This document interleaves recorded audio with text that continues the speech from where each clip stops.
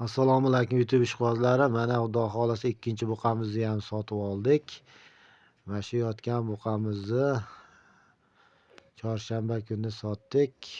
Yomg'irda bozor rosa yomg'ir bo'ldi. Yaxshi, Xudoga shukr, 29.400 ga sotdik. Foyda yaxshi bo'ldi inshaalloh. Endi mana yonida yotgan buqamizni kichikroq bularga qaraganda buni keyinroq sotamiz. Buni ham 18 millionga olganmiz. Bunisini 19 millionga oldik. Xudo xolasa bundan 10 million 400 ming foyda qildik. Endi bu buqamizdan rasxodlarimizga kelsak, bir 22 qop kepak edi. 5 oy 20 kuncha, 25 kuncha boqdim. Xullas 2 qop un yedi, o'sha qora un. Kunjara yemadi.